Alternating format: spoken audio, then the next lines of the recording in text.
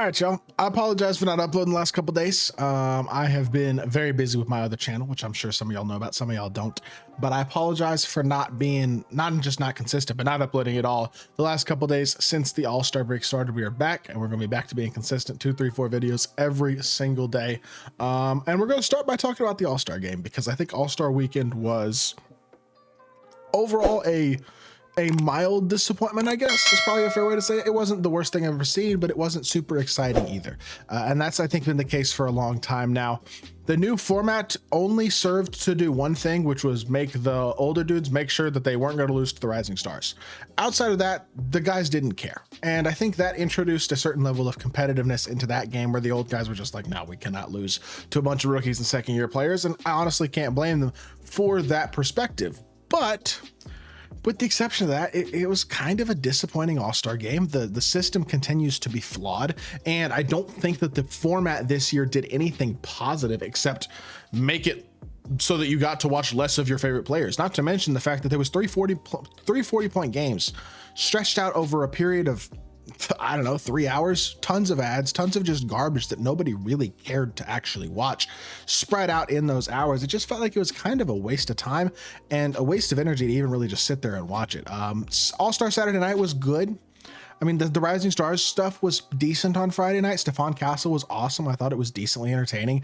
And then All-Star Saturday night, like I said, I mean, Mac McClung was awesome. That dude's like the greatest dunker we've ever seen. I mean, the guy is truly incredible and deserves a ton of credit. So shout out to Mac McClung, because he's made the dunk contest a one-man show. As great as Stephon Castle was in the contest, and I thought he was really good, Mac McClung's on a different level. I mean, it was truly incredibly impressive to see what he's done. And it'll be fun to see if he brings out some of the stars for next year's dunk contest, which would be cool. Like guys like Ja, Levine, Aaron Gordon are talking about wanting to dunk next year, and that'd be pretty sick if guys like that participated. I think the dunk contest is a lot of fun to watch every year, and Mac McClung has made it, I think, even more so. He's been so amazing to watch. It's probably the greatest dunker I've ever seen in terms of an NBA player anyway. Really incredible stuff. But the three-point contest is fine. The skills competition is fine. Now, Wemby and CP tried to troll the skills contest. It didn't work. They got disqualified. And I don't think anybody will try to pull what they did again. But as a whole, those things are fine. I don't think you really got to you don't think you got to fix what isn't broken. But there has been talk about a 1v1 tournament next All-Star Weekend with a $1 million prize, which would be fascinating. The thought that I have about this, and I want to spend a couple minutes talking about this concept because I think it would be really, really fun, but a 1v1 contest would be pretty incredible. Now, the question with a 1v1 tournament is that I think a lot of stars are not going to want to participate because they're going to be afraid of getting embarrassed by relative role players who are elite level 1v1 players. I mean, I feel like a guy like Cam Reddish, a 6'7" wing who's freakishly athletic and really skilled. He's not a great NBA player and has never really found himself a consistent role, at least at a high level on a good team, but he would kill in 1v1. I think guys like smaller guards like Bones Highland, dude can't get consistent NBA minutes on a good team, but he would cook some of the best young players or some of the best older players in basketball. I just don't think that you're going to get the highest level of performance from your superstars in that 1v1 tournament. And I think if the superstars are okay with that and willing to lose on a stage, then maybe you'll get some of them. There'll probably be a couple who are willing to participate, but I wouldn't be surprised if your 1v1 tournament comes down to 2 role players. And like, I don't know if that's going to fix what the NBA wants. Now, I will say it would, at least for the first year, be something people are incredibly interested in. I think it would raise interest in All-Star Friday or Saturday or whenever they have it easily, because the concept of a 1v1 tournament is awesome. In practice, I'm not sure it would be quite as awesome. I also wonder about the format. How many people can you really have in a 1v1 tournament in terms of trying to not make All-Star Saturday night last like 6 hours? You know what I mean? Like they can't have too many people participating, I feel like. So that'd be interesting as well. You're gonna have a field of 8? Are you gonna have a field of 4? Like, what is the strategy there for that? But again, it'd be something that I certainly would be excited to watch. And I think there are a lot of people out there who share that similarity, or that share similar interest to me, is in that they would also really enjoy watching the 1v1 tournament. I think it'd be a fun addition. Now, would it replace the skills contest, three-point contest, or dunk contest? I hope not. I can guarantee it won't replace the dunk contest. The skills challenge feels the most likely to go, and even that doesn't seem super likely. Now, I will real quickly touch on Braun and I guess Anthony Edwards as well not playing playing in the All-Star game and announcing very shortly before the games that they weren't going to play. It was unfortunate for guys like Norm Powell, Domantas Sabonis, Devin Booker, whoever else you think might have deserved an All-Star spot. It was a shame for those guys. It absolutely was. But at the same time, I see so many people on Twitter mad about LeBron not being in uniform in this picture and how he ruined the photo. It's customary for injured All-Stars to not wear the uniform in the team photo.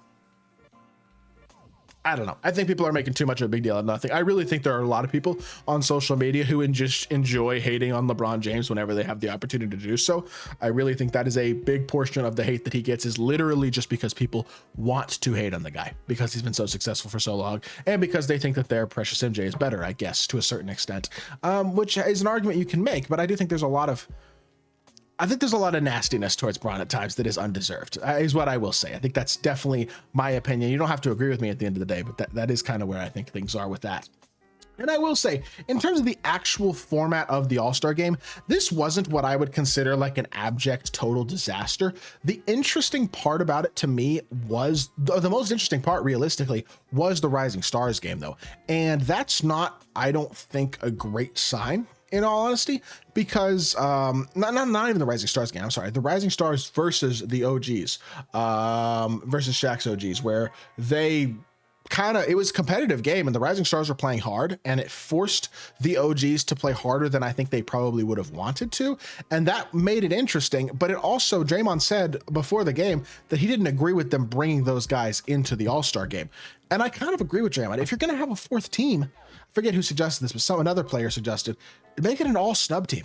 Guys like Norm Powell, LaMelo Ball, Devin Booker, Domantas Sabonis, whoever else you might think were snubbed. Pick 8 guys who have an All-Star caliber seasons and put them in the All-Star game on that team. And I think you're fine at that point. I don't know. That's just my opinion. I think the system isn't terribly awful, I guess, but the thing that was most interesting about it was having the Rising Stars, and they don't deserve to be participating on All-Star Sunday night. I kind of agree with that, but I think if you replace them with another team of just NBA players who are borderline All-Star caliber players, you're going to get the same result that you got in the other 2 games, which were half-hearted games at best. The finals especially was just like, they weren't really trying. Besides Wemby was trying, but besides that, the guys just weren't really trying that hard, and Shaq's team made more shots than Chuck's team. The OGs made more shots. That's all it really was. And you know what? Maybe the All-Star game is just never going to be that good. And in that case, my thought is you just try to put as big a cash prize as you can on it to hopefully get some guys to care. And you go back to East or West and you go from there, and you have some sort of ELO ending at the end, so that if it's a close game, it winds up being competitive at the end. Where if there's kind of like 2020, where there was that ELO ending system and it was really close coming down to the wire and the guys started playing hard. And maybe you'll get that every 5 years or so. And otherwise, the All-Star game is just not going to be that competitive. And I don't think they're going to make the guys compete. I just don't think it's going to happen. And I think it's an overblown concern, in all honesty, by a lot of people. It's not a perfect system. This year was not a successful system, but I just don't think in general it matters that much, to be totally honest. I think people are making too big of a deal out of nothing at the end of the day. It's kind of my thoughts. And I'm excited for the second half of the NBA season. So with that being said, that's going to do it for the video. I hope y'all did enjoy. If you did, make sure you hit that like button, leave a comment, and subscribe. I'll be back with more NBA content very, very soon, and I appreciate y'all. Peace.